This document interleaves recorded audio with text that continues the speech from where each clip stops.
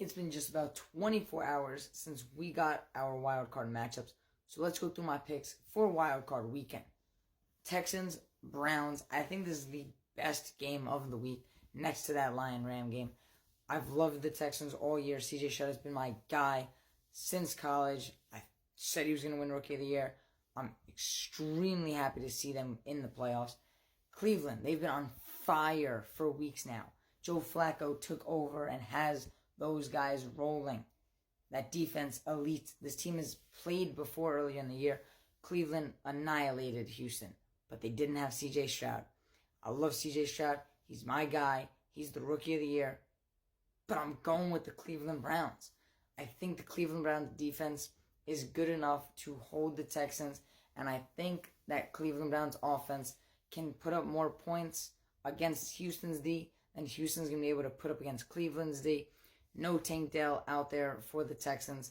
Nico Collins is CJ Stroud's number one guy, and if Cleveland can shut down Nico Collins better than the Colts could do last week, then I think it's going to be a little bit tougher for CJ Stroud to find these other third, fourth receivers on that roster. I'm going to take the Browns to advance and go into the next round. Chiefs, Dolphins, games in Kansas City. Kansas City has not played well this year. They've struggled. There's just something off with Kansas City. I don't know what it is. There's just an issue with the Kansas City Chiefs. The offense isn't right. Travis Kelce's distracted with everything going on with Taylor Swift and the media. They're all over them. The Miami Dolphins, Tua has not proved himself in these big moments. They had a 3-game lead against Buffalo in the division. They blow it. Tua, division on the line. Biggest game of the season, and he folds. Yes, there was no Waddle. Yes, there was no Mostert.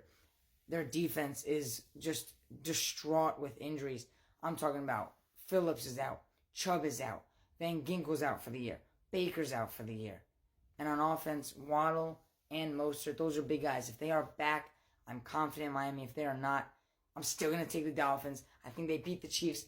It's Tyreek Hill going back to Arrowhead in the playoffs. This time he will be going against the Chiefs. And I think Tyreek Hill, like he did the past couple years, wins a playoff game at Arrowhead. Tua shuts up all of the haters and advances to the next round. Buffalo, Pittsburgh, TJ Watt. I know this man is going to try to play, but even his brother said it's a few-week recovery. Ian Rappaport reported he will be able to go if they make it to the divisional round.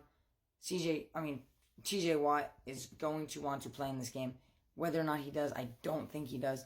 Buffalo, they are on a heater, winning 5 in a row to win the division. No TJ Watt. Pittsburgh's not going to be able to stop that. Buffalo is just on a roll right now. Their defense just shut down Miami. I think their defense could then shut down Mason Rudolph or Kenny Pickett, whoever the Steelers decide to throw out there. I'm going to take the Bills to beat the Steelers and advance to the next round, setting up a Dolphin-Raven matchup in Baltimore and a Bill-Browns matchup in Buffalo. So Buffalo will host a second playoff game, in my opinion, for this season. Next up, we have the NFC.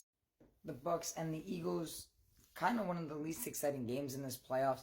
The Eagles have just looked extremely bad. They started out 10-1. They've lost 5 out of their last 6. They lost the division. They had a chance at the 1 seed. They've just been on a downhill slide. I think the team doesn't want to play for Sirianni anymore, and it's a shame because of how good they started the year. Tampa, they just beat the Panthers 9-0. They win the South. It's going to be an ugly game, low scoring, defensive. I just think the Eagles can score a little bit more than Tampa. It's going to be a rough game, but I think the Eagles can squeak out a win against the Buccaneers. Lions, Rams, the game of the week. Stafford, Goff, the revenge matchup. Oh, man.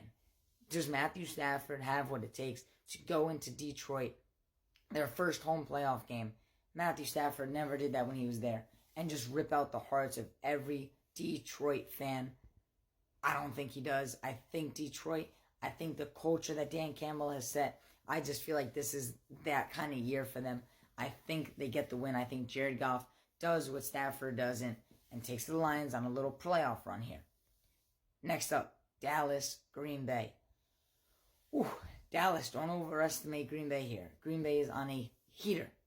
Jordan Love playing phenomenally. Dallas has had trouble with Green Bay in the past. That was Aaron Rodgers. This is Jordan Love. Dallas, undefeated at home this season. A little shaky in that Lions game, but still undefeated at home. It's just a different atmosphere in Dallas. It's an indoor stadium. They're not going to Green Bay. They're not going to Lambeau Field. The Packers have to travel to Dallas. CeeDee Lamb has been phenomenal for them. Dak, phenomenal. An MVP-type season. But I'm going to take the Packers. Their run game, I think, can beat Dallas. And I think in that backfield, Green Bay, Jair Alexander, put him on CeeDee, let him follow him. And I think Green Bay can slow down Dallas just enough to where their run game can get going against that Cowboys' awful run defense. Setting up a 49er Packer game in San Francisco and an Eagle-Detroit game in Detroit. Let me know what you think in the comments. I know I'm going to get hate for that Green Bay pick, but let me know in the comments what you think. I will be posting a more in-depth pick video later on in the week on my YouTube channel. I'll let you guys know when I do that. I will also be predicting the entire bracket from start to finish as well. I will keep you guys updated on that. But for now, those are my wildcard picks. Let me know what you think.